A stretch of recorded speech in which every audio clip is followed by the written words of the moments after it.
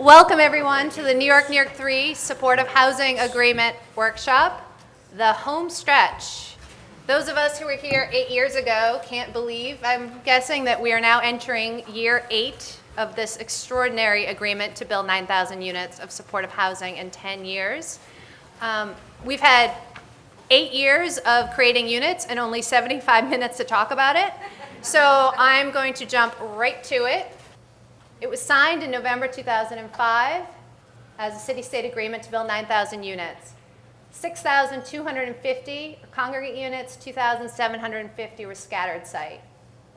The 10-year clock began July 1st, 2006, and is scheduled for completion June 30th, 2016.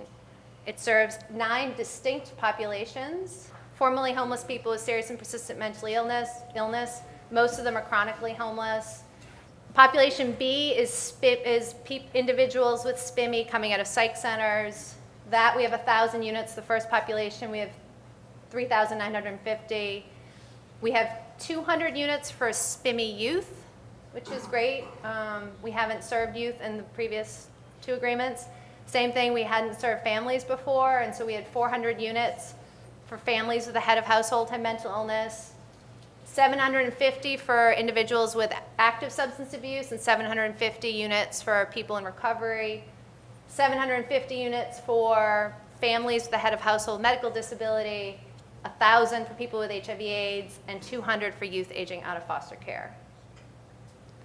Now, I put this up here because this was, I'm sure, an unprecedented collaboration of all the agencies involved. So I wanted to make sure that we only have 4 people up here today, but there were a lot of people that made this happen and continue to make this happen. The 5 agencies that manage the contracts: DOHMH and HASA in the city, OMH, OASAS, and OTDA in the state. We have 7 agencies providing operating and services funding: DOHMH and HASA in the city, OMH, DOH, OASAS, OTDA, and OCFS at the state. 6 agencies providing capital funding: HPD and HDC. I'm going to pause here to say HDC wasn't part of the original agreement, but they've become a huge player in our world as we've done more and more bond financing for our buildings. Same thing with HFA. They joined OTDA, OMH, and the other half of their organization, HCR, in providing capital funding for the state. We have 4 agencies making referrals: New York City, DHS, HASA, and ACS, New York State, OMH, and then HRA is determining eligibility for all 9,000.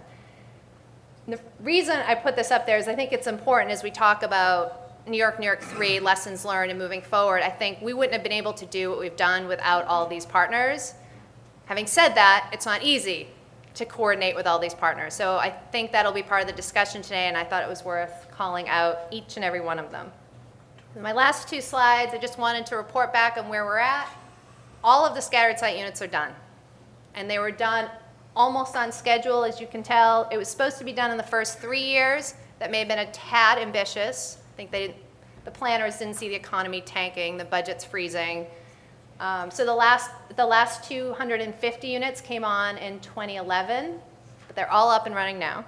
And then congregate, the 6,250 units of congregate housing, they were planned to be done in the 10 years, city fiscal year 15-16.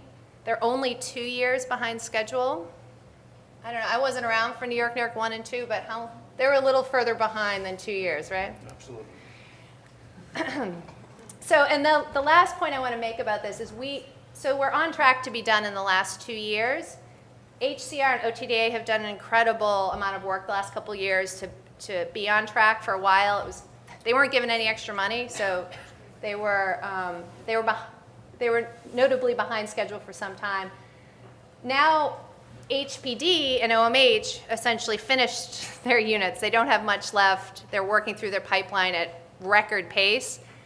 So that gap, what's left, is mostly state funding with the OMH services only contract. Most of you know that, but it's worth noting, and I'm sure Jessica will likely hammer home that message as we go through the day, that we are rapidly coming to the end of this agreement, and if we don't start thinking about what comes next, we have $80 million of HPD funding that's just going to be sitting on the table if we don't have operating and services attached to it.